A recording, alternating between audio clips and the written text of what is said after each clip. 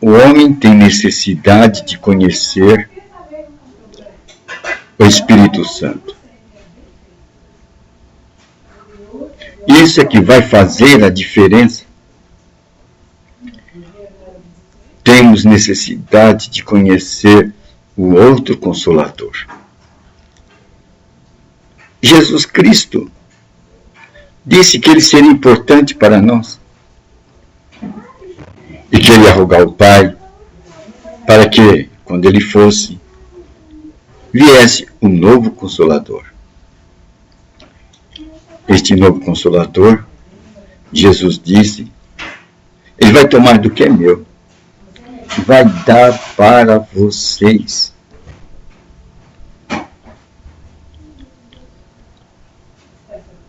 Porque o Pai deu tudo para mim. Tudo que pertence ao Pai é meu. Agora, esse outro Consolador, ele vai ter uma função: compartilhar o que é meu com vocês. Ele é um compartilhador do que eu tenho. E Paulo apresentou Jesus Cristo como o banquete. Jesus é o grande banquete de Deus.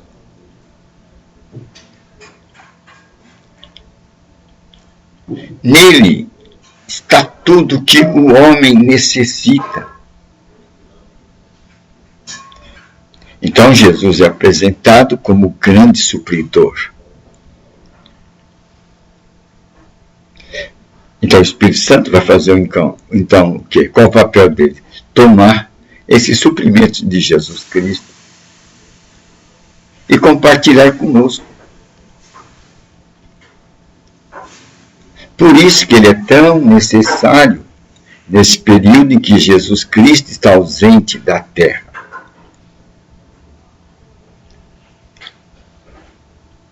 Então o Espírito Santo será o grande supridor. As Escrituras também dizem que ele é aquele que vivifica os nossos corpos mortais.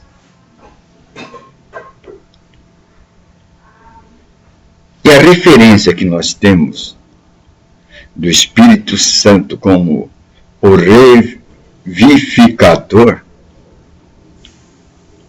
é o que ele fez com Jesus Cristo. Quando Jesus Cristo estava morto, o Espírito Santo restaurou o corpo de Jesus Cristo. Ele deu vida. Então nós estamos vendo aí os papéis do Espírito Santo vivificando o corpo e depois dando vida. A espécie de vida que ele dá é a vida de Deus. É o tipo de vida de Deus. E o tipo de vida de Deus é vida eterna. Veja só a importância do Espírito Santo, do conhecimento do Espírito Santo em nossa vida. Ele vivifica os nossos corpos mortais e nos concede vida, vida eterna. Jesus disse vida abundante.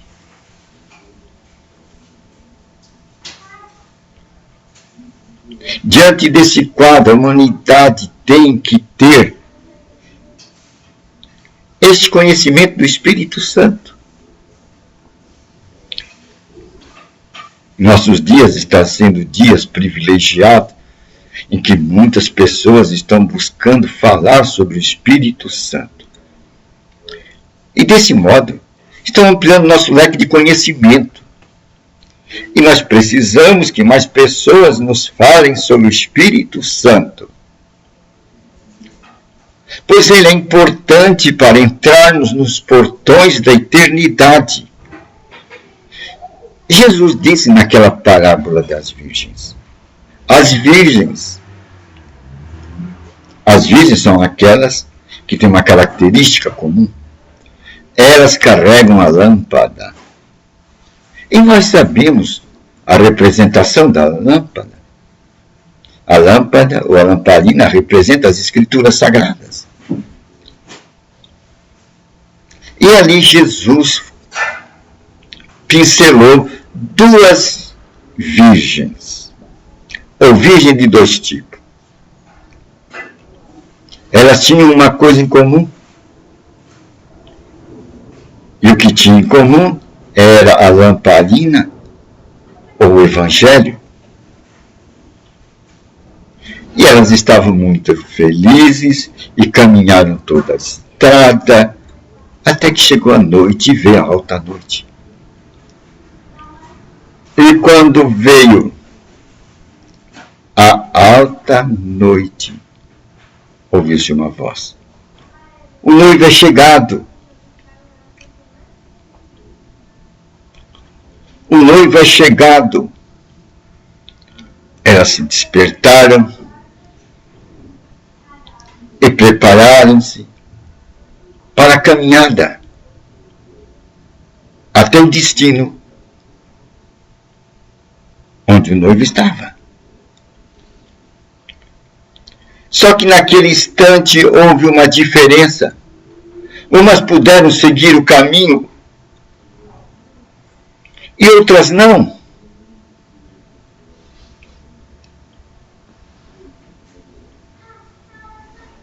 Houve uma distinção nas virgens. Umas puderam seguir o caminho e encontrar os portais abertos da eternidade. A outra tinha lamparina, mas ela nota que não brilhava mais. Não brilhava mais. Aí está a diferença daquela que tem o óleo e aquela que não tem o óleo.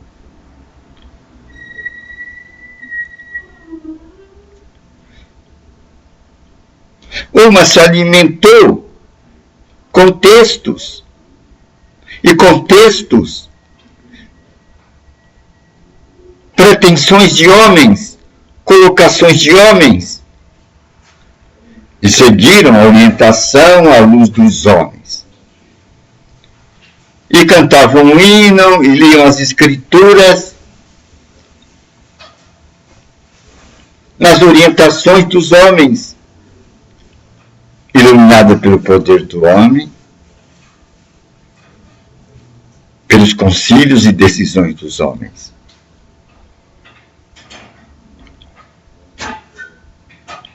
A mesma escritura, a mesma lanterna, mas uma estava iluminada por conceitos humanos.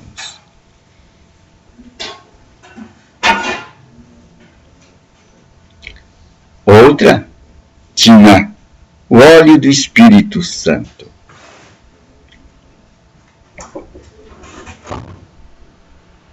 Essas conseguiram encontrar as portas abertas da eternidade. A outra não conseguiu. E veio buscar o óleo, veio comprar o óleo. Vão passar por uma grande tribulação. Vão chegar até os portais da eternidade. Mas chegando nos portais da eternidade, o que elas irão encontrar? As portas da eternidade fechadas. Qual a perspectiva agora? A voz do céu diz que não as conhece.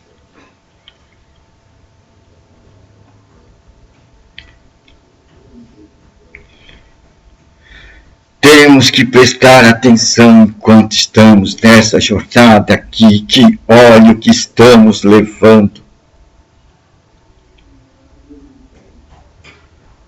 O conhecimento do óleo que estamos levando.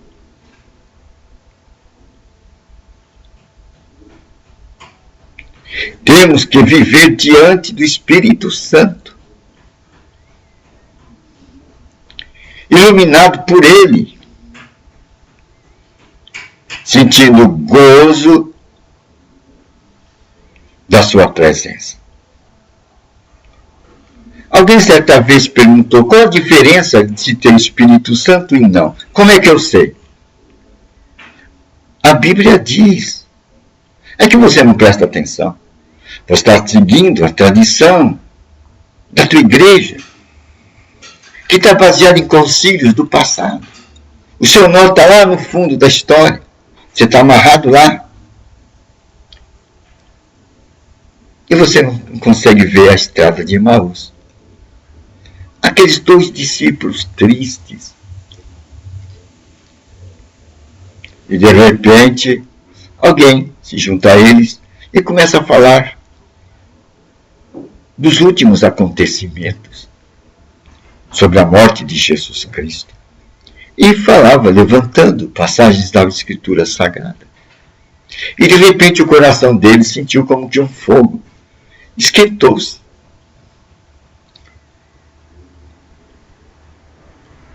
Este é o fogo de Deus.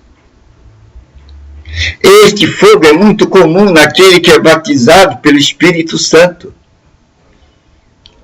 Por isso que ele vive em alegria. Ele tem esse fogo. Você quer um outro nome para esse fogo? Sede de Deus. É um outro nome para o fogo. Sede de Deus. A alma dele só tem repouso quando descansa na palavra de Deus.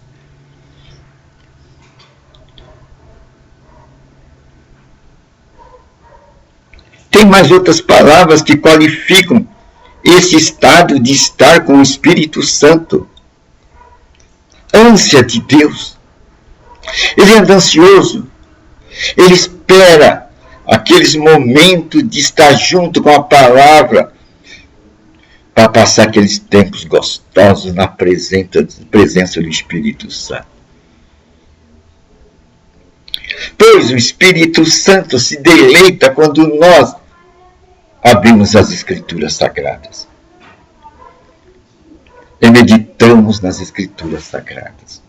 Aí ele tem condição de abrir o nosso entendimento e revelar para nós as posições que Deus quer que nós saibamos naquele momento histórico da nossa vida e das nossas circunstâncias. E assim o Filho de Deus será guiado pelo Espírito de Deus.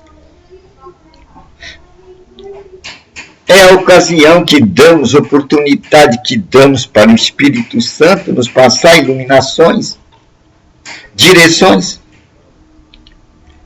Por isso que a alma daquele que foi batizado pelo Espírito Santo, ele suspira aqueles momentos de estar na presença da palavra. Ele não precisa estar numa igreja. Aqueles minutos vagos que ele tem, ele dispensa para estar ali, ler a palavra. Porque dali vem o óleo, vem aquele calor, aquele fogo, aquela sede. São qualidades do homem que foi batizado no Espírito Santo. Essa sede é 24 horas por dia.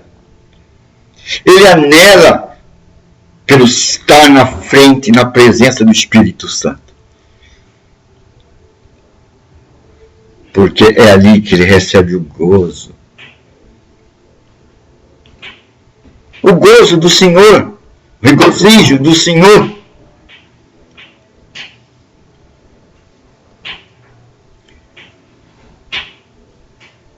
Ele não está baseado em conceitos de homem, luzes de homens, mas ele espera pela direção do Espírito Santo.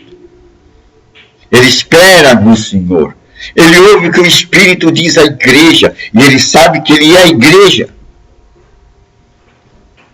Não sabeis que vós sois o templo de Deus e que o Espírito Santo habita em vós? Que o Espírito Santo tem ciúmes de vós. O Espírito Santo é uma pessoa. E quando a gente lê as Escrituras, ele fala para nós. É a fala de Deus que nós vamos chamar de fé. Como vem a fé? A fé vem por se ouvir a palavra de Deus. E Jesus nos disse, priorize, põe em primeiro lugar a palavra de Deus em sua vida. Busca o reino de Deus, sua justiça, e tudo mais te vai ser acrescentado.